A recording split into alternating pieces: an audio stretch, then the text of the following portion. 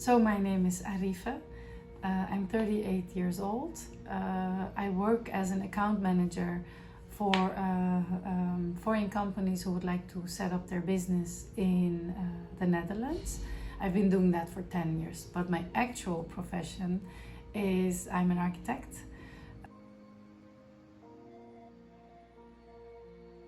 The most important event in my life actually that happened was, or trauma I would say, is the earthquake in 1999 when I was 14. We got under the building, it was demolished, and then after that experience and having lost over 30 people in the family, I decided to study architecture. So I studied building engineering and architecture. I graduated in 2011. By that time I met, that's another milestone maybe, I met the guy and I thought it was the love of my life. Yeah. For him I moved to Istanbul, and then when I moved and we actually got married, he totally changed. And actually it was a very jealous man. He didn't want me to practice my profession as an architect. He was an architect himself, but he totally thought that working with men would lead to jealousy. He was just jealous, as I would say. And then I started looking for other kind of jobs or any other alternatives.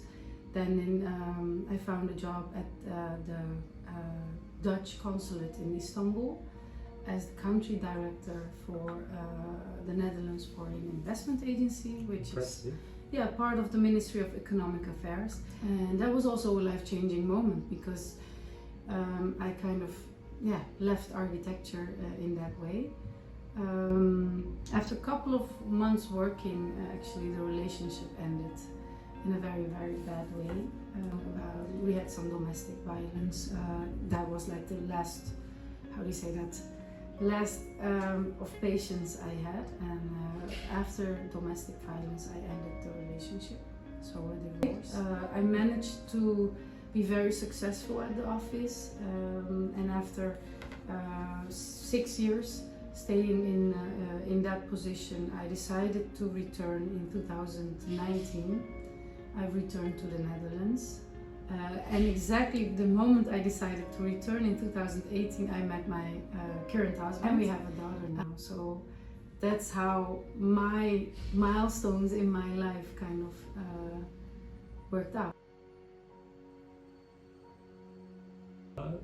You are like a woman that really goes all in.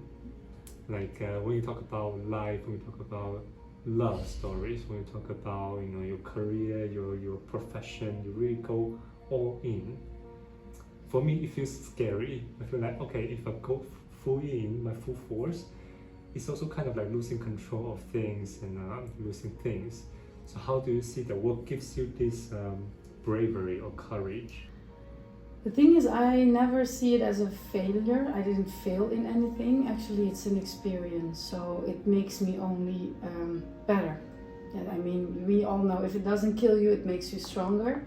I believe that's really true, and I never feel sorry for myself.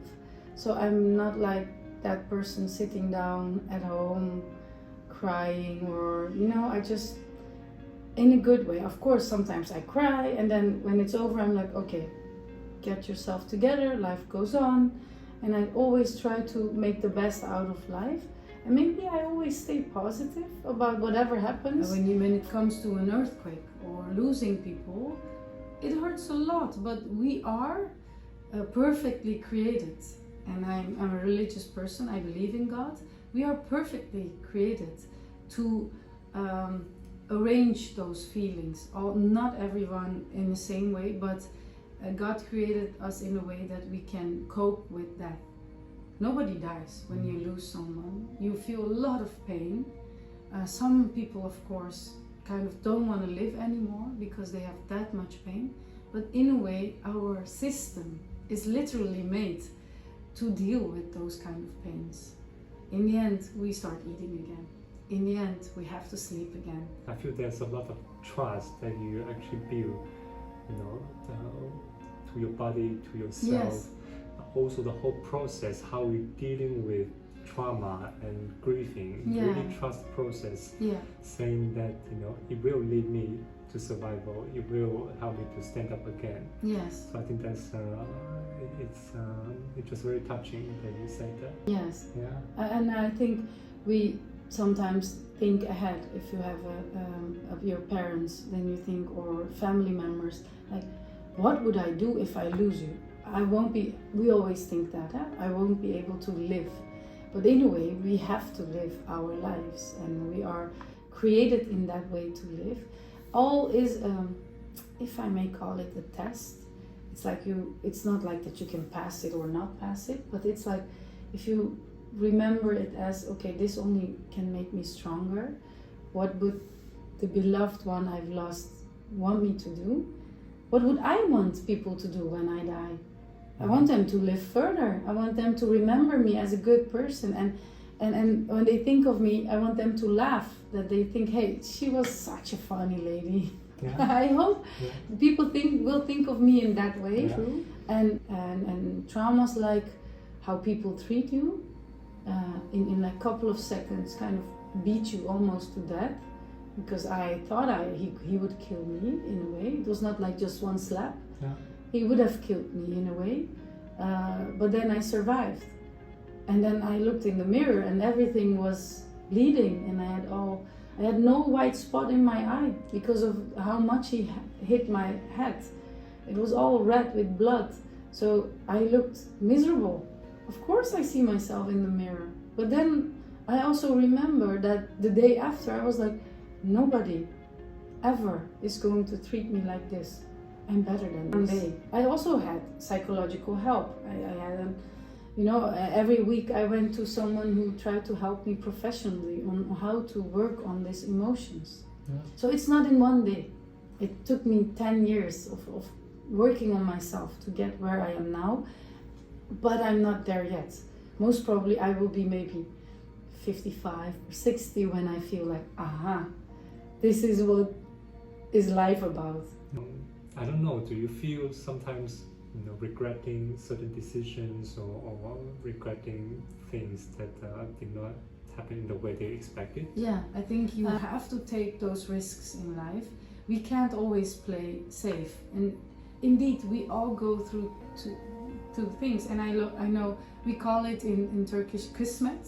It's like it was meant to be, and sometimes actually two ways. You pick one, and that way goes again 2 ways, 3 ways, 4 ways. You can go anywhere you like in life. Nothing is good or bad. You use these words, you lost everything. Yeah. But you survived. Yeah. And then in your relationship, you also lost everything. Your career, your love relationship, but you survived. Yeah. What makes you, makes you a survivor, and what can you share about that? I now live a life. This body is like God gave this soul and this body to me. The only thing I can do is live as a good person and give back to the community, give back to the people around me, to have a meaningful life in, what should I say, maybe 20 years, maybe 5 years, maybe 2 months of life that I can have. We all don't know when we will go away, so I try to make the best out of it. Yeah. And the survival part is actually, whatever I do, I have to wake up in the morning. We have to sleep, and if you very rationally say, this is life. You get up, you get a shower, you do your makeup, do your hair, get dressed, eat something, this is life. Life is forcing us to do daily routines, and you can make the best out of it. You can say every day, I hate my job, I don't like my job, I'm so unhappy in my job. Do something about it. If you don't like it, what do you like? Try to find out what kind of makes you wake up happier. If that's not working, then don't work. There are a lot of opportunities in life, but if you sit down and wait for the opportunity, all the pals going, they miss you. But if you move a little bit, you can, one pal will hit you, that's your opportunity pal. Yeah. Don't you think I don't have those moments? Of course I have. I feel like I don't want to do anything. And then I'm like, it's not like I'm getting directly to the gym. No, I'm not. That day I'm enjoying doing nothing. But the next day I'm like, okay, I'm not gonna do that again. What should I do different? You know, it really feels like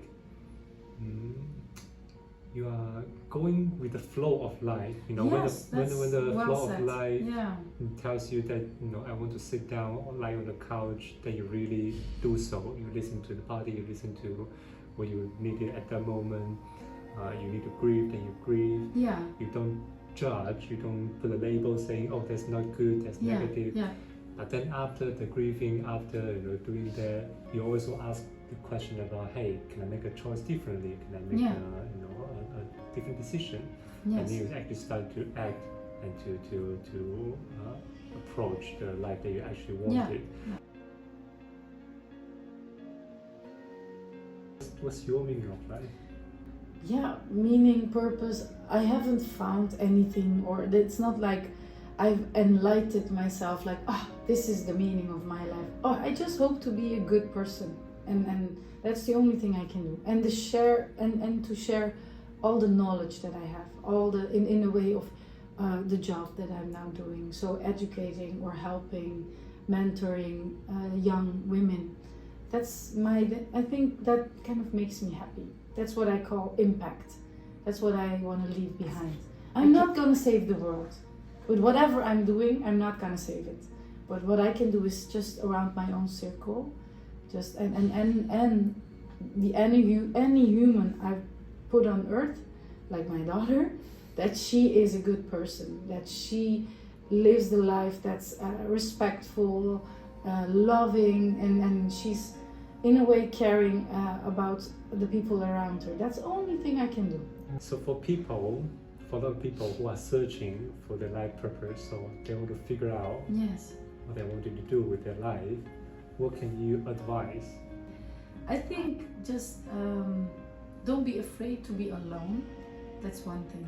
Because when you're alone, you love yourself the most or hate yourself the most. And if you're hating, why are you hating? And if you're loving, then what do you love the most? You know, what really makes you happy?